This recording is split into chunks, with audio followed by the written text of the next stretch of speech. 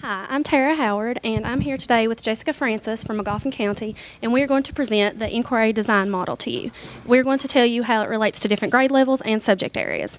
Basically, an overview of what it is, you are forming your unit around a compelling question. You want to draw in your students, and you want to come up with something that interests them, so you want to get to know your students and come up with a question that would cause them to want to learn the standards that you're teaching.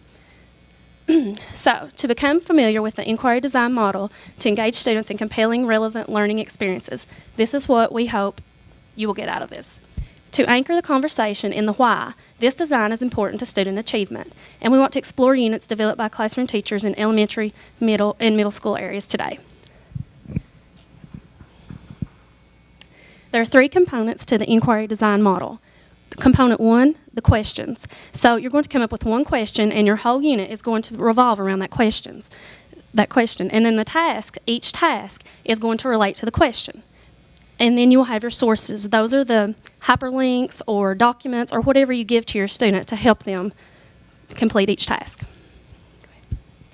Traditionally, mathematics has been perceived as a difficult subject to incorporate inquiry into. So a lot of people have had trouble teaching this, using math in this model. That is my job this year. I've been trying to incorporate math into inquiry design. Most of us were taught with the direct instruction style, and so we're trying to move away from that. We're trying to get students moving and working together and collaborating. So in my classroom, I'm trying to move away from teaching only the algorithms using workbooks and worksheets and get into that collaborative learning. And this is why we do it.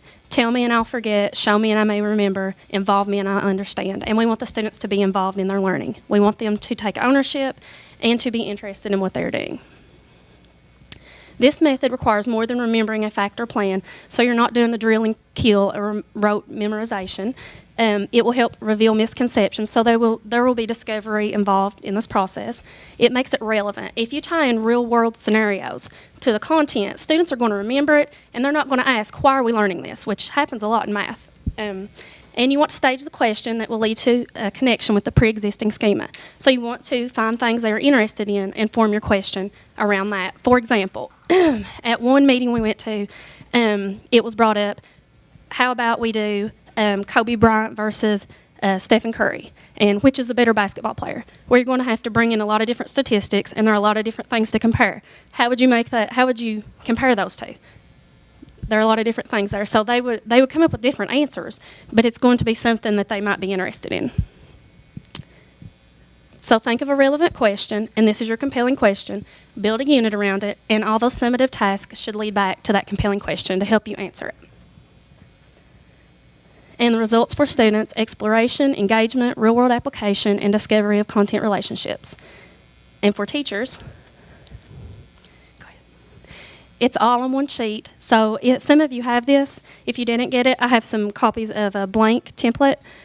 Some of you have my actual first attempt at this. So it just kind of lays it out for you, and it's really simple. It's on one sheet. There is actually something on another sheet, but it's just like an extension.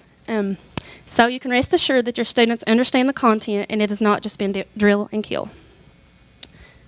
And now Jessica Francis will tell you how this relates to middle school.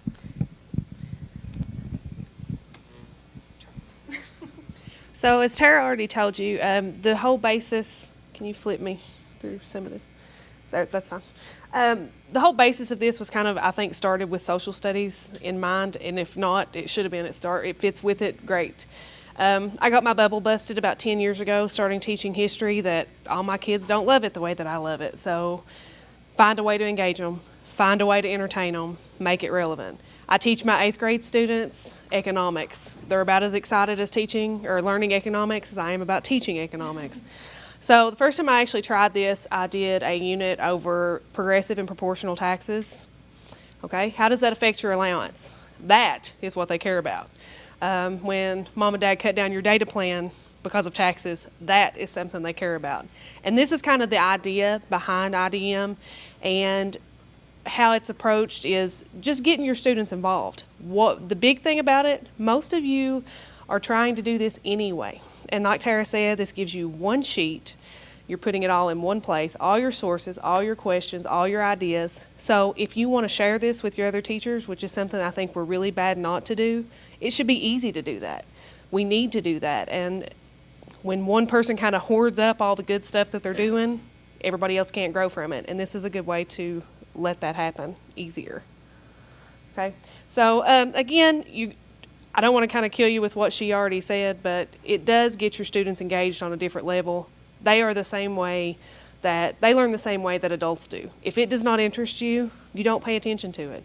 But if you can find something that it does, if it makes it relevant for them, they will pay better attention and they will put more time into it, into the learning. So, does anybody have any questions about IDM for me or Tara?